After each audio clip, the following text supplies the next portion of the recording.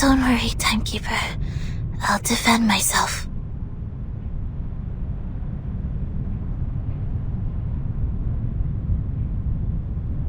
Back in the Foundation, I once won a public debate of a similar nature. This is my duty. I won't let it get in the way of the team's investigation. Sonetto.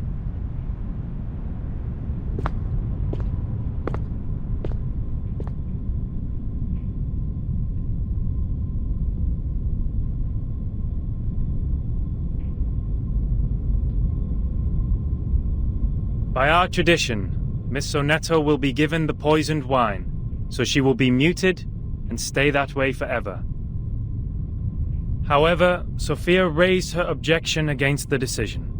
After giving the matter some discreet thought, I have decided it is necessary to hold an assembly and take care of it democratically. Those of you who agree to the death sentence may remain seated. Those of you who wish to commute Miss Sonetto's punishment, please put your pebble into the pot in the middle of the hall. Now, Miss Sonetto, Miss Vertin, you may defend yourselves. Until the sand in this hourglass falls to the bottom.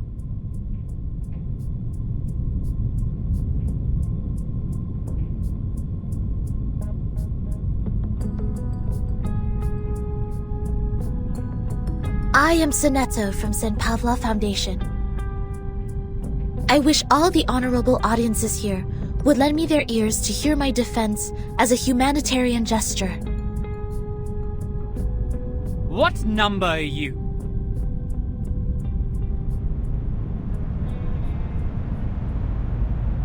Defendant, the court requires an answer. What is your number? What? Me? No, I don't have a number. Don't waste our time. People without a number cannot stand in the Hall of Truth. All her words are void. Sentence her to death now!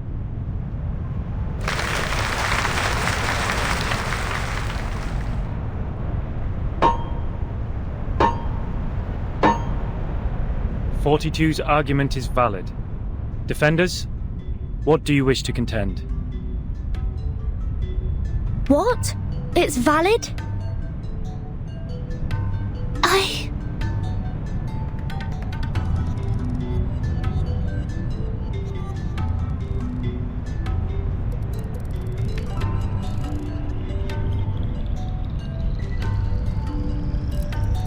Objection!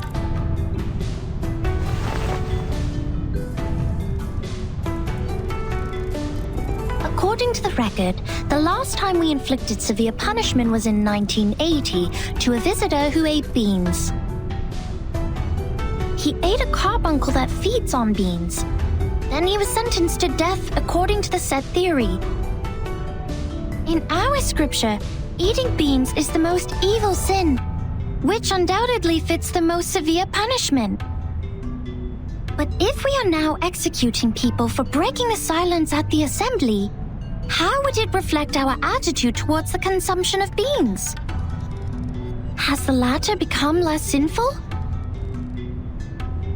I suggest Sonetto's punishment to be commuted.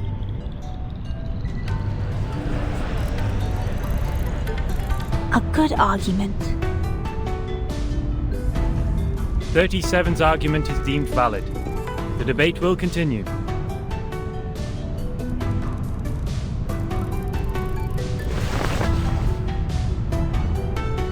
Objection. The punishment for eating beans is to throw the offenders into the Gorgon current, while the punishment for the silence breaker is to drink poisoned wine. Among all the punishments we have, there's no other punishment more dreadful than being thrown into the Gorgon current.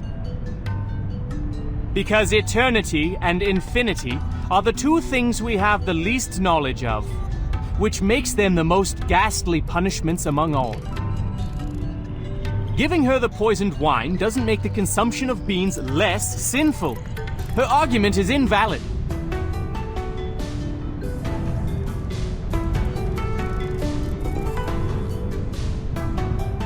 Objection! Both of the crimes would fall into the same category if we are taking the punishment as a frame of reference, which is death. Objection! The two crimes in question are not commensurable, which makes your comparison invalid.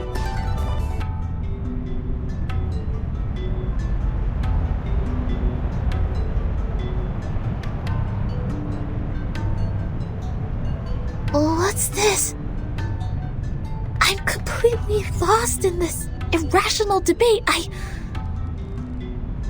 I see. So that's how it works. Timekeeper? Relax. I will help you.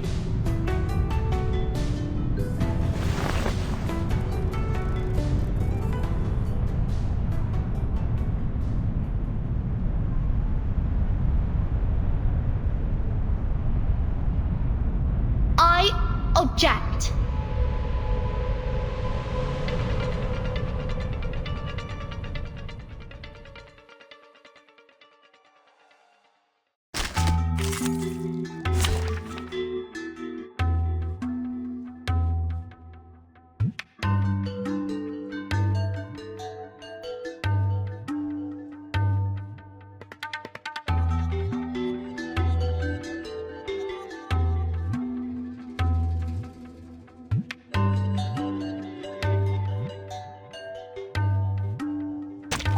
May the flow take their souls to the sea in the north. I'd like to start by quoting 42's first argument.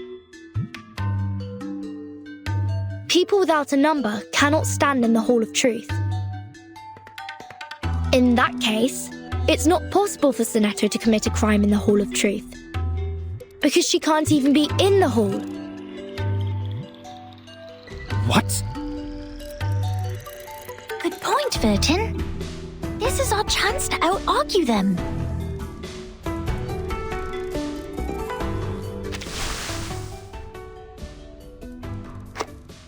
Shoot, if I could have one...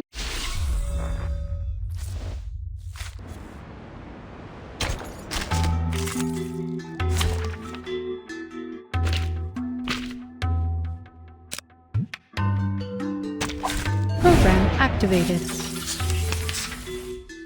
I'd like to start by quoting 42's first argument. People without a number cannot stand in the Hall of Truth. In that case, it's not possible for Sonetto to commit a crime in the Hall of Truth, because she can't even be in the hall. What?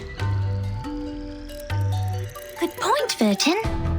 This is our chance to out-argue them.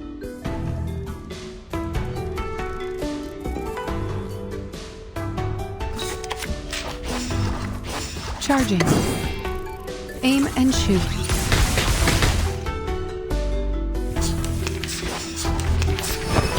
Shell. Damage.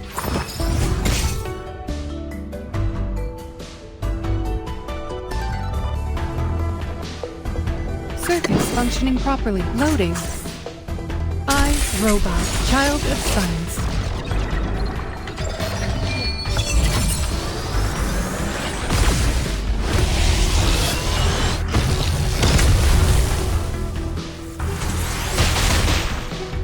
The light that illuminates all.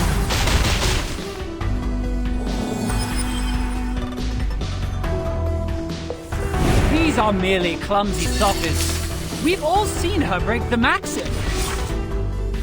Objection! What you see cannot be submitted to the court as a transcendental fact.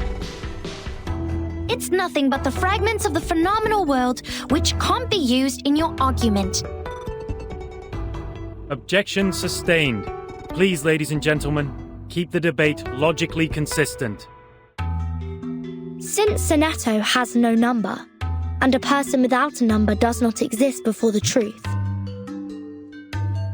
Sonetto thus didn't offend your truth. She didn't break any rules.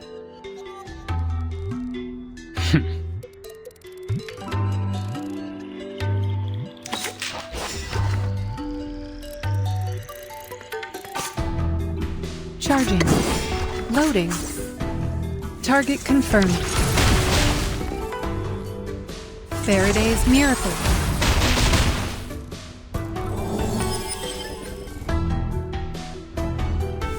Objection! The rule breaker has a number. We can all tell that she is very likely an integer.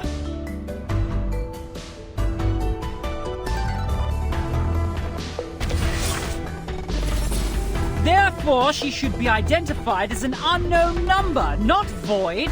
Your sophism has failed. 42's argument is held valid. Is there anything else you'd like to add, defendant?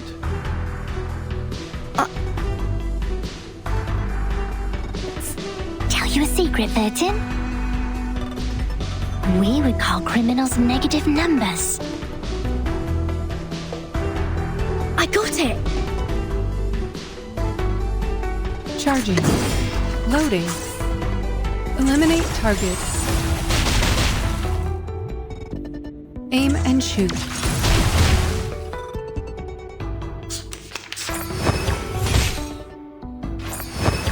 Shell damaged. Circuit spunk loading. I, Robot, Child of Science.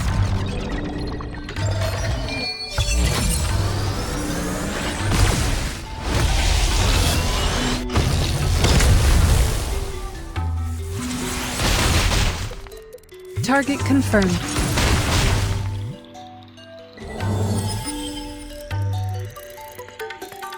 It is easy to prove Sonetto's innocence.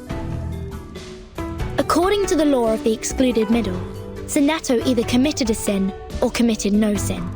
The two statements cannot be both false at the same time.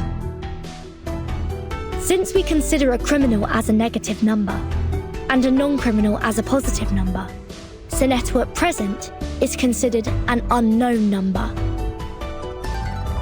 That means she doesn't belong to the criminal set or the non-criminal set. She did not commit a sin and did not commit no sin. It's a paradox. I hereby demand to modify the criminal sentence that has been given to Sonetto. And now to return to my long-term mission. Rest.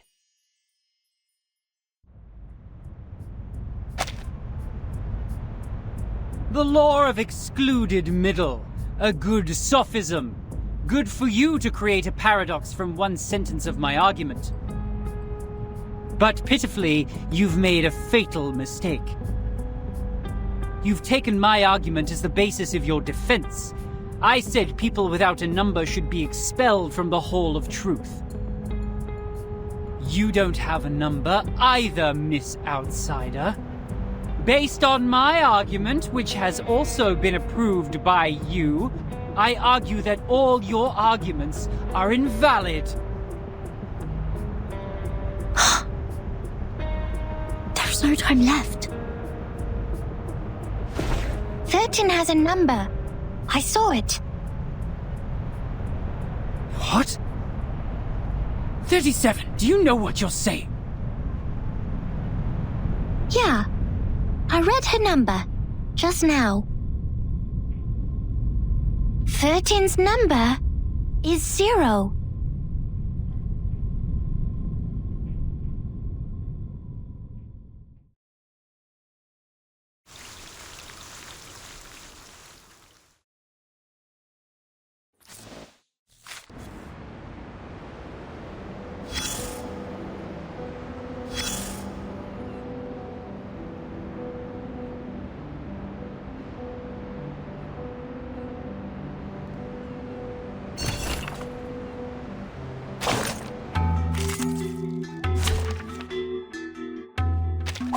Who ate beans?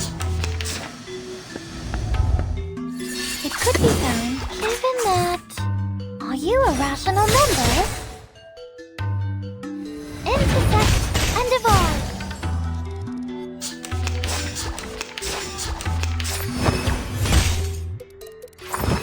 Go away.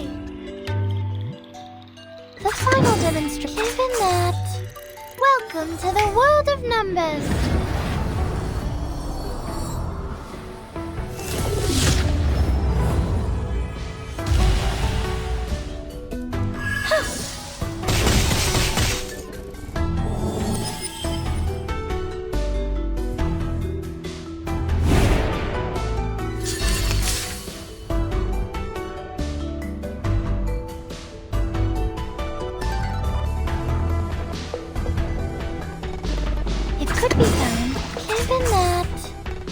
to check my calculations. Are you a rational number?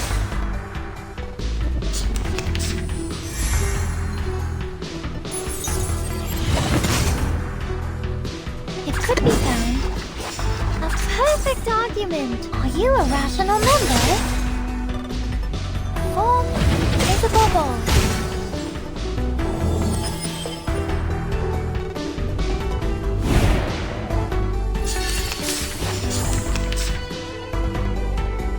The final demonstration could be found. Welcome to the world of numbers.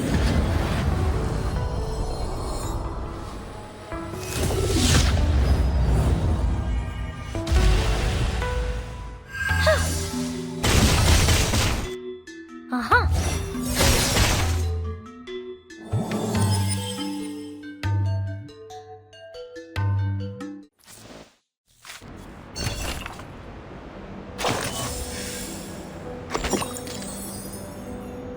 Come closer. That's right. Take a few more steps and immerse yourself in the shadow, including that hat. You don't want those good ears to hear this private conversation. That pad of paper from the miss? Yes, the one wielding the ruler is quite valuable. I can tell it is of a certain age and records quite a lot of anecdotes. One visitor to the island took out a baguette from his luggage. To share it with others, he made an attempt to parcel it off. Another visitor fell to the ground and happened to sit on a quart measure and break it. You can learn the punishments for them from the paper. The former was thrown into the sea, while the latter into the further sea.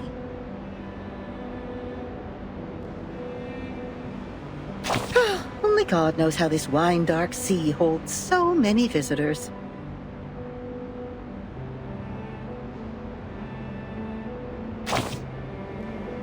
Oh, the debate!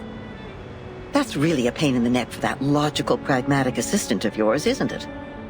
People always tend to mark what they can't figure out as arcanists' doings, as if things would make sense once they do so. But it won't change the fact that the debate is only a game involving sophistry, improvisation, and straw man fallacy. So what makes it superior to beans, if the form is what they are really after? Anyways, whoever fools the others first will win the game. No arcanum at all. And that argument of hers is the best attraction for the audience. A special number.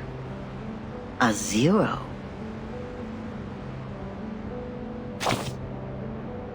That's ambitious, darling, and I love it. But you need to know that infinity is the most unfamiliar thing for the people, and that's why it triggers the most curiosity. Whoever tries to eat up this elephant with one bite will get all bloated and pinned by their own weight, waiting to die like a turtle upside down. By then, I guess you would be eager to throw up the elephant and turn back into the adorable, easygoing 0 we all like. See, just like you, people are always on the way to finding something that can satisfy them undoubtedly. As if what they already have was disappointing. They stare at the flame of the matches, read the tea leaves in the cup, and bustle around the instruments with star patterns. Now, back to the number we just talked about. Oh my! It's the prediction of your whole life! Can you believe that? You owe that spirited little genius a thank you. By the way, what do you see in her number?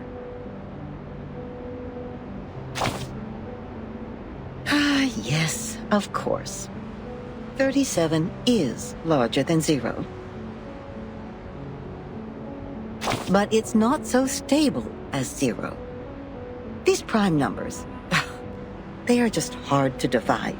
because they have very few things in common with others. That's why she's always so energetic, highly and solely focused on what she takes an interest in. She has nothing like the characteristics of the ones you know in the Grey and White House. Those people are proud of themselves for having kind-hearted factors around them. As their teaching goes, it's always dangerous to be unique. But some look up at her again and again, exactly because they can sense the danger in her.